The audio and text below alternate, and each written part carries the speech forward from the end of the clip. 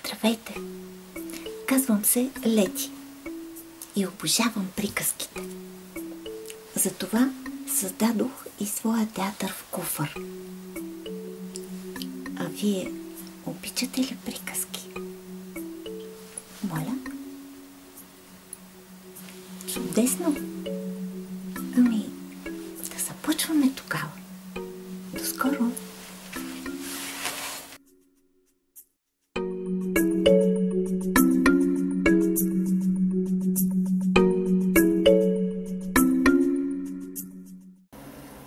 Карлсон, който живее на покрива. По Астрид Линдгрен. Той се казва Карлсон и живее горе на покрива. Нима хората не могат да живеят там, където си искат? О, дребосъче, да знаеш само как ни изплаши, каза майка му. Истински взрив. Та това можеше да те убие. Нима не разбираш. Разбирам, но Карлсон е най-добрият в света специалист по парни машини. И се замисли. Всъщност, как майка му не разбира, че не можеш да кажеш не, когато най-добрият в света специалист по парните машини иска да провери предпазната клапа на твоята парна машина.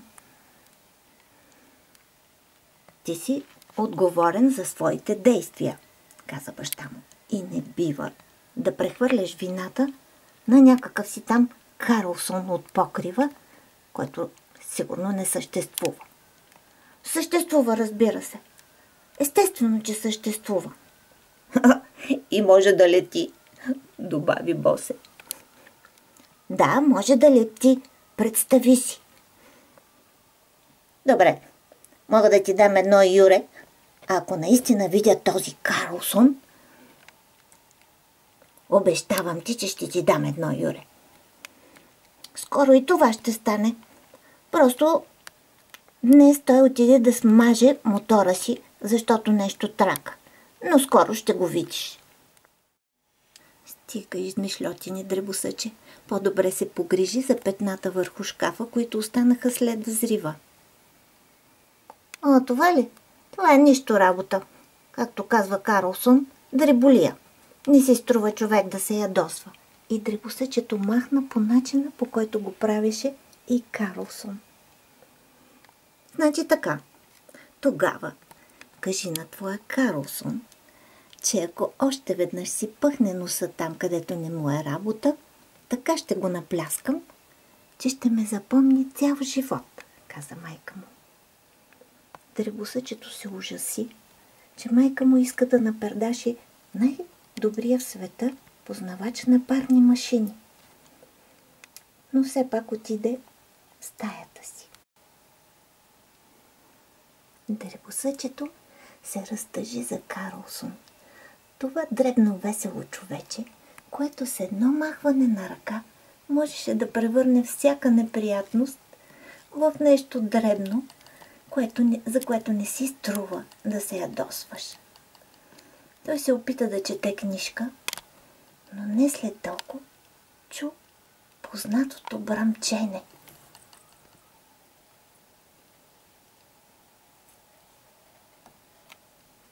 В стаята като огромна пчела влетя Карлсон.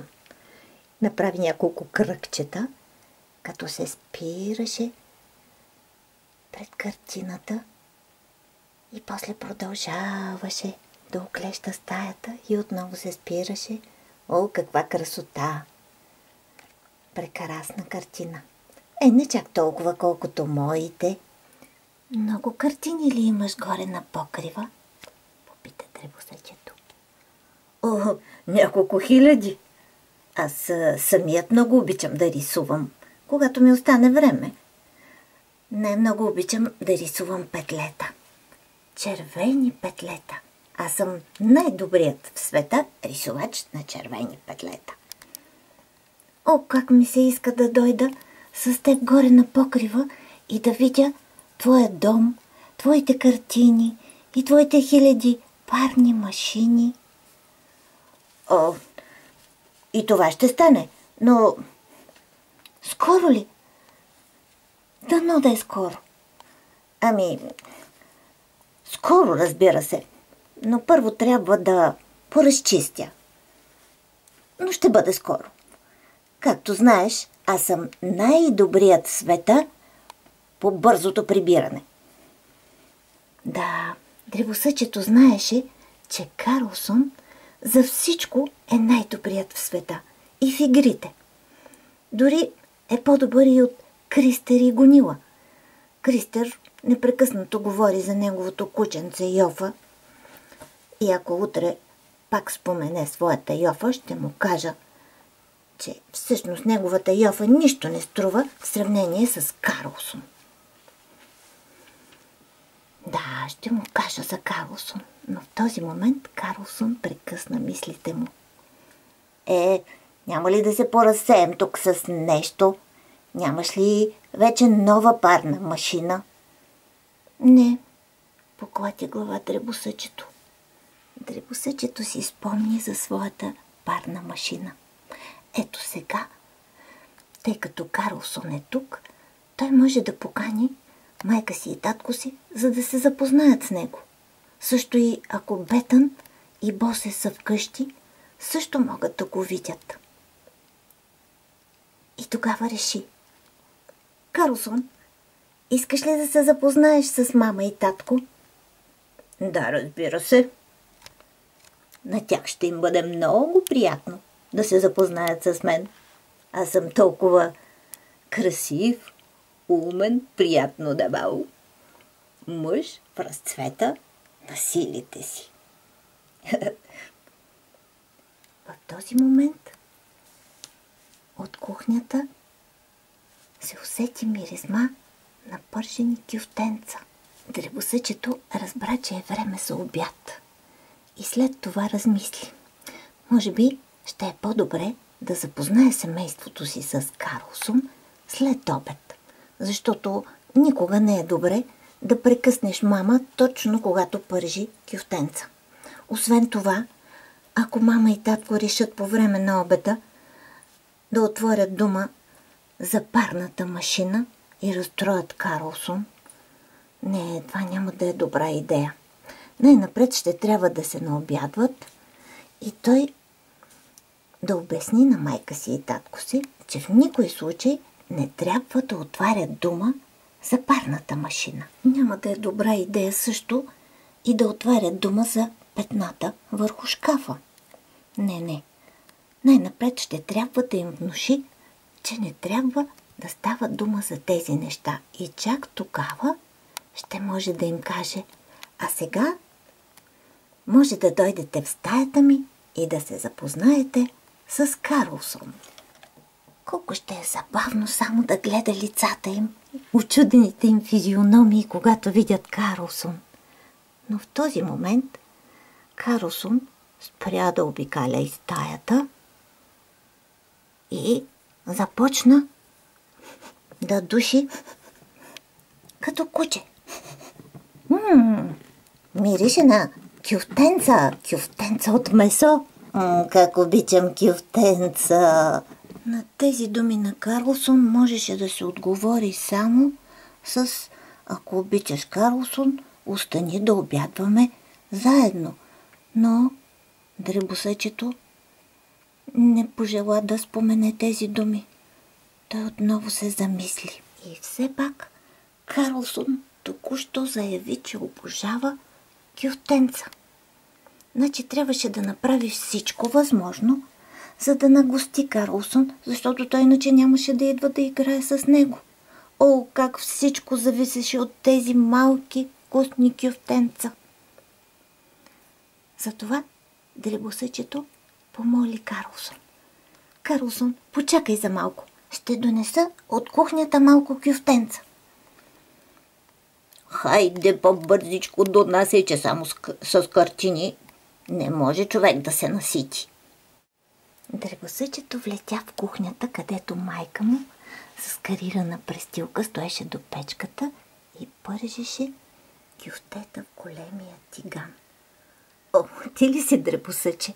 Ей, сега ще обядваме. А дребосъчето с най-миличкия глас, който имаше, се обърна към нея. Мамо, мамичко, би ли ми сложила няколко кюфтенца и аз ще ги отнеса в стаята си? Но, дребосъче, само още малко търпение и ще обядваме. Не, мамичко, служи ми няколко кюфтенца, защото аз после след обяда ще ти обясня. Добре. Сега ще ти сложа. Момент. Благодаря, мамичко. Ето ме и мен, Карлсон. Ето ме, нося кюфтенцата. О, колко тъжно. Карлсон го нямаше. Той е изчезнал. Той е изчезнал, каза дребосъчето и се натъжи още повече. Ама че работа. Но в този момент пип-пип, пип-пип, пип-пип. Откъде идва това? И дребосъчето видя, че нещо шава под одеялото на кревата му. Пип-пип, пип-пип. Какво е това? И оттам изкочи Карлсон. Той е изчезнал, той е изчезнал. А той не е изчезнал, той само се е скрил. Дребосъче, той не е изчезнал, той е тук. Карлсон видя кюфтенцата, натисна копчето на корема си и полетя право към тях. Грабна едно кюфтенце, захапа го и полетя в крако по тавана на стаята. Че вкусни кюфтенца! Няма такива вкусни кюфтенца! Вкусни кюфтенца! Полетя отново, грабна още едно кюфте и отново се издигна горе. В този момент към стаята се чу гласът на майката на дребосъчето. Дребосъче, готови сме за обяд. Хайде, всички сме на масата. Веднага си измий ръцете.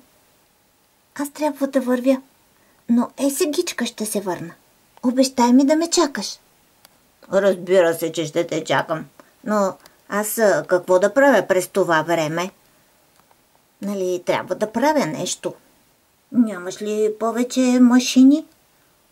Не, нямам машини, но ето тук в шкафа имам купчета. С тях можеш да построиш каквото си искаш. О, да, разбира се. Аз всъщност съм най-големият строител на най-различни неща в света. Най-добрият. Само гледай. Дребосъчето много искаше да остане и да гледа най-добрия в света строител, какви неща ще измайстори, но всъщност трябваше да отиде и да обядва. Когато дребосъчето влезе в трапезарията, всички бяха около масата. Обещай ми нещо, мамо. Обещай ми и ти, татко. Но, дребосъче, какво да обещаем? Първо ми обещайте. Интересно, как могат да кажат или да не кажат нещо, преди да разберат за какво става дума, каза Петър. Обещайте ми и тогава ще ви кажа. Ще вземеш да поискаш куче, каза баща му. Не, този път е съвсем друго нещо. Макар че можеш да ми обещаеш и куче, но този път е друго нещо. Добре де, каза майка му. Добре. Обещавате ли? Обещайте ми, че няма да споменавате и дума за парната машина и за петното върху шкафа на Карлсон, който живее на покрива. Интересно. Как може да обещават, да казват или да не казват нещо на Карлсон, който никога не са виждали? Каза с насмешка Бетън. Ще го видят, защото Карлсон момента е в моята стая. Ей, сега ще се задавя. Поде насмешливо Босе. Значи Карлсон в момента стои в твоята стая. Ще ни бъде много приятно да се запознаем с него, каза майка му. И Карлсон така мисли. Така че нека да се наобядваме и ще можете да го видите. Когато най-после се наобядваха и приключиха с десерта, настъпи решаващият момент. Сега, когато сте готови, може да заповядате в моята стая. Но все пак искам да ви напомня да не споменавате в никой случай парната машина и петното върху шкафа. Няма нужда да ни подканяш, каза Петън. И без това вече нямам търпение да видя този твой Карлсон. Да, само искам да потвърдите това, което ми обещахте преди да влезем в моята стая. Да вървим. Дребосъчето отвори вратата на стаята си, но Карлсон го нямаше там. Даже и под одеялото не мърдаше нищо този път. За сметка на това, в средата на стаята имаше кула, построена от купчета. Макар че Карлсон би могъл да направи доста по-интересни неща, той просто бе подредил купчетата едно върху друго, а най-отгоре вместо купол бе поставил едно малко кръгло кюфтенце.